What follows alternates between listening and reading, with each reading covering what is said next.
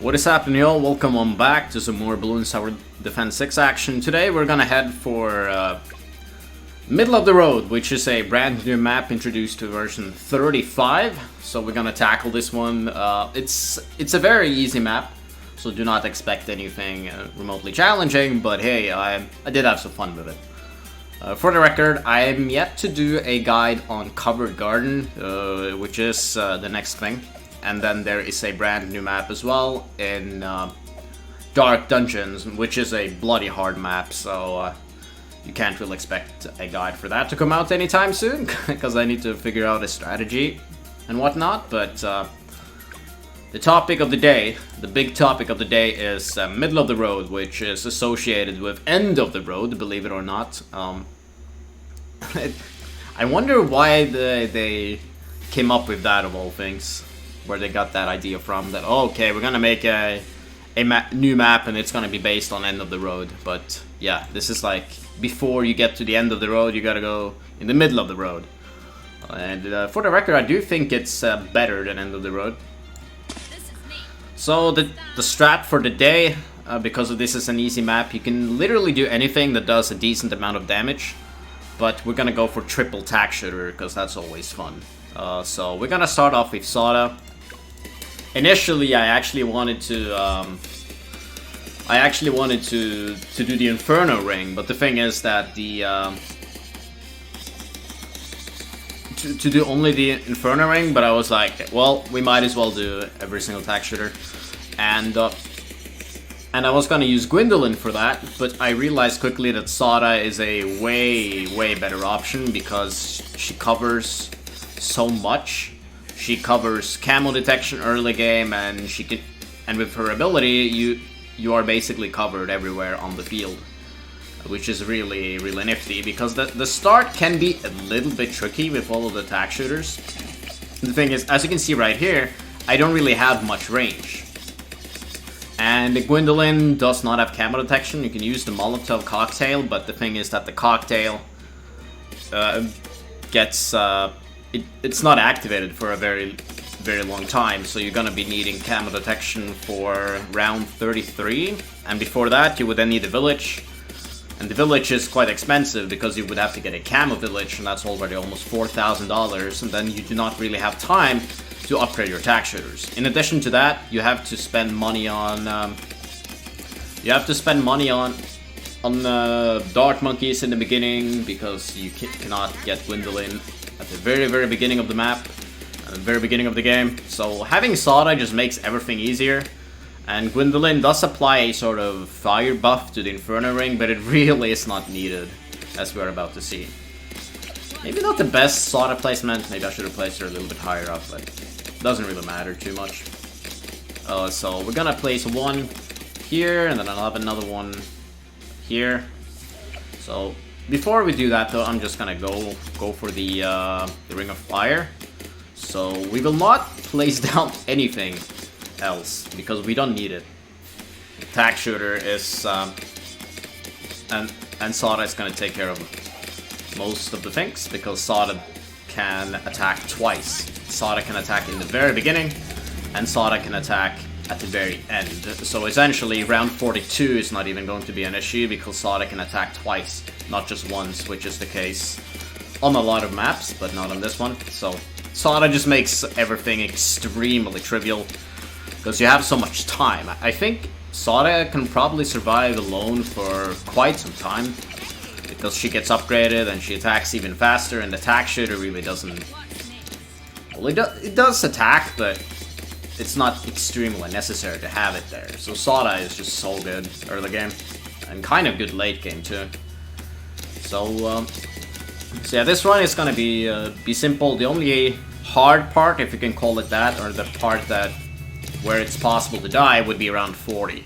Because once those tack shooters are upgraded, it's going to be a breeze. It's not gonna be possible even to die once we get all of those. But in the meantime, while we build up the tack shooter, then we don't have that much popping power in, actually. So things could potentially leak. But again, Soda covers so much ground that is not going to happen. But remember, you always have the ability in case you need it. So Sada is, without a doubt, the best hero to use in Chimps. Just makes everything way easier. Whenever you can use her, though, of course. Naturally, there are more advanced maps out there, and they have a harder path. Like there are several paths, etc. And Sada is not going to be very useful. But that's not the case on a lot of these maps. And I do think this is kind of unique for a beginner map. I mean, it's already one of my favorite beginner maps in the game. It's significantly better than Scrapyard and etc. But yeah, it's very easy, obviously. But it is what it is. I guess they want to make easy maps as well. So I'm gonna. I guess I'll place down the second Tack shooter right here. This is gonna be the Tack zone. I might as well place down the third one as well, so we just have every single one. That's going to be the middle path, because we're gonna use every single one. There you go, very nice. So yeah, fine map for sure. And kind of unique pathing, like a very strange path they're taking, but yeah, definitely one of the better beginner maps. Although this update is kind of shitty. Like they're only introducing a couple of maps and then a Pat Fusty skin, and that's it. So they're not adding anything at all to the game. That's that we're like looking forward to. Like, heck yeah, this was really cool. But whatever, it is what it is. They are working hard, and in the next update we're gonna get a brand new tower, so that's going to be huge. But yeah, I guess some of you might be disappointed, myself included. I was hoping for something a little bit cooler than just one really difficult map, but anyway, it's fine. So this shouldn't be an issue. You can always use the ability, but that is the only hard round. If you can call it hard, all you have to do is to press the ability. It's not particularly difficult, but yeah. There you go. Of course, there are many strategies you can use. Another good one.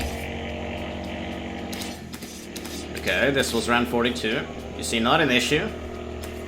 We haven't given the village camo detection yet. And I'm gonna wait with that just to see how long we can last without giving our towers camo detection. Of course, there's no need to do that, but why not as a little experiment? Why not? There's a couple of blues. There's the alchemist. So we're gonna get the I'll go for the Inferno Ring first. Doesn't matter too much which one you choose. I would probably avoid getting the middle path first though, because of the lack of damage, but probably works still, because the Super Maelstrom combined with the Tack Zone is a little bit less expensive than the Inferno Ring, so it feels like we're gonna leak, but Sada has everything under control. Extremely unnecessary not to do this though. Okay, primary mentoring, of course. And that's about it for village upgrades. Of course, we're gonna get the radar scanner. There's no need not to get it, but as I told you about this little social experiment I was gonna do. This tiny experiment. But yeah. Okay, I'll do it. It's very typical, I just forget about it and then I lose. Not willing to make this video again. One time is enough. So the Inferno Ring is next. We're just gonna sit here and wait before we have enough money to make it.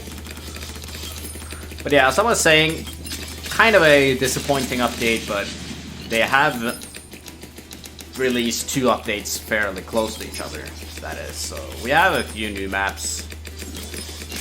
And again, I gotta do the covered garden, which I never did, because I just did not like the map very much. I know it won the Reddit competition and all, but the, like the gimmick with the map did not float my boat, if I'm gonna say that. It was more annoying than cool, but it is what it is. Probably maybe I'm alone in that sentiment, but I really did not like it that much. Dark Dungeons looks really cool though, and it's definitely a very difficult map, but I do not think it's the hardest map in the game. It's probably easier than Bloody Puddles and maybe even Ravine. And maybe it's on par with Quad, I'm not sure. Yeah, that makes sense. It's on par with Quad. That would make perfect sense. And I haven't even done Ravine yet on Chimps. I just never did it. I died once on round 99 and then I never came back because I was too salty. It was so stupid. I was following this guide and then I upgraded it. I upgraded something at the wrong time, or I used an ability at the wrong time and I just ended up dying. Then I just decided to never come back again because Ravine is so annoying in every way. Like the start, and then you have to press the stupid sword, and it's just a real pain in the ass to do. Just prefer not doing it. But I'll probably come back to it one day, but that day doesn't seem to be very, very near. Although it's the only map I'm missing except Dark Dungeons, but I'm gonna do Dark Dungeons eventually. So yeah, no problem. As you can see, we're absolutely annihilating everything with 3 rather mediocre attack shooters. I mean, we have a Ring of Fire that's decent, but it's not exactly like we have so much popping power here. We have a blade shooter. This really is not very impressive, but look how badly we're demolishing everything. Round 65, nothing has a chance of getting through. That is particularly due to the fact that we can hit everything like 3 times or something. Like we have the very beginning, and if they somehow survive the beginning, we're gonna get them at the very end. Which is again why Sada is so incredibly good here. So once you can use Sada several times during the map, it's gonna be very difficult to neglect her in the hero selection. Like she's literally the only hero I'm using. I always use Sada.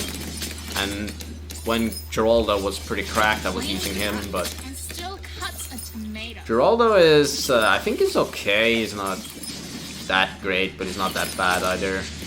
But the nerfs hurt him quite a bit, I think. Then in Poppable, you usually want to go with Benjamin, of course, with the money he gives you, which is what makes Impoppable quite easy compared to Chimps. All of the extra cash makes the run very trivial. But of course everything is more expensive, but if you place a farm here and there, then you will make up for it very quickly. Yeah, just look at this. This is round 71. Nothing is remotely close to getting through. I think this can beat everything up until round 80, maybe? Maybe even early 80s. I'm not sure how far I can take it, but I think we can definitely survive the 70s. 78 really isn't that scary because of the Ring of Fire. So the Ring of Fire makes that kind of simple. And also the fact that, again, we can hit everything several times. Just look at this range. So if they somehow make it here, we will hit them here at the very end, and then once again, like, nothing is ever going to get through. Look at these ceramics. They just get completely destroyed. And we have the level 10 ability too. So, I want to see how far we can get. I think we can get to early 80s, but 85 is probably when it gets very difficult. Yeah, after round 80, it's, I think we can beat 81, 82 maybe even. But, yeah, obviously here's the Inferno Ring. So this is when things are starting to get further, but even then, the Moab, no problem. But that was a little bit closer than would like it to be, but yeah, we can of course get the Inferno Ring, which is what we wanted. Just want to see. Round 77 is no issue. But whatever, I don't want to waste my time, so we're gonna get the Inferno Ring. Make the Meteor aim on strong, and then nothing is ever gonna get through. The Tack Zone, I guess, next. Doesn't really matter what which upgrade you pick. Can I place... No, I can't place anything here.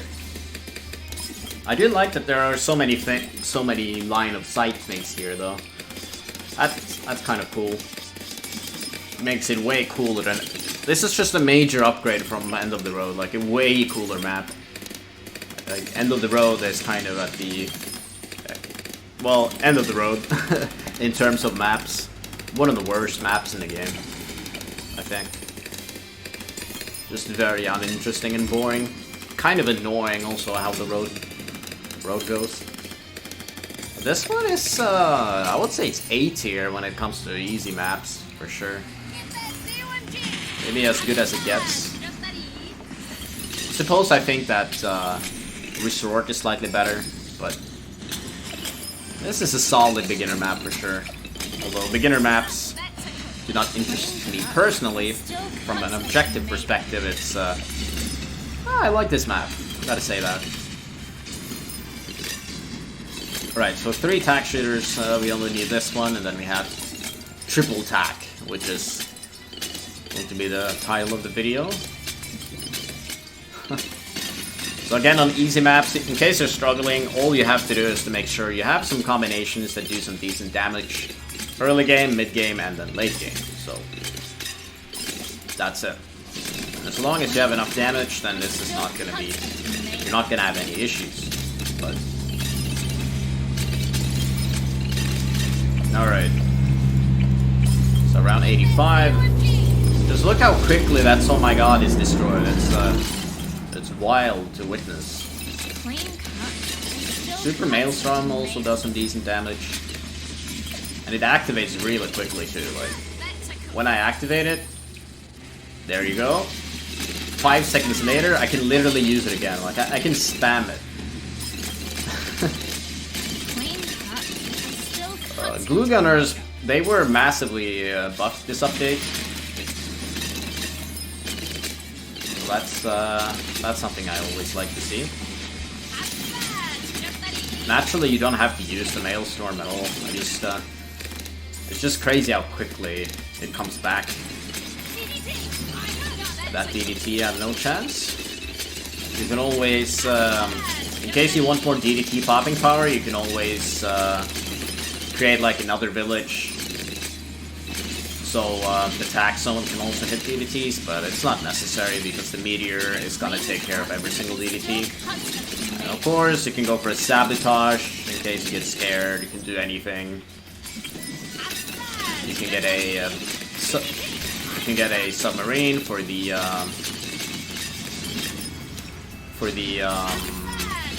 bad that's coming around 100.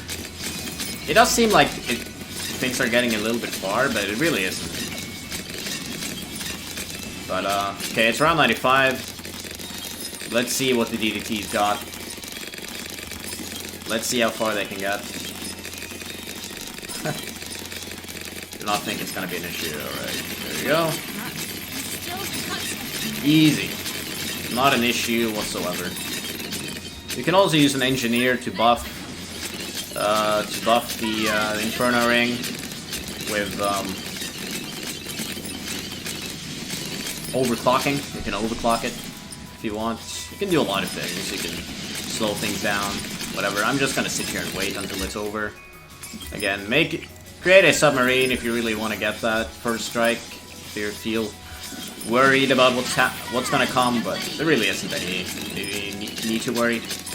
This just demolishes everything. Round 98 is a joke. You can of course use this several times. Look how long it lasts. It's crazy. I can use it again. That was it. DDTs. There we go. It looked scary, but it really isn't. Use this. The meteor does insane damage to the bad. Like, the bad is almost dead already. Like, if I use... Yeah, there we go. If I'd used it slightly earlier, the bad would have been dead, but it's not like it mattered. That's it. So, a very simple map. The only round where you can potentially die would be round 40, so just in case, use the ability or whatever. I don't think I was close to dying there, but yeah. That's it. It's not a very difficult map. Really trivial in every single aspect of the word, and that is another map down. So next up, we will do Covered Garden. Gotta get back to that. And then at some point, Dark Dungeons is going to happen. So stay tuned for more, and I'll see you guys then.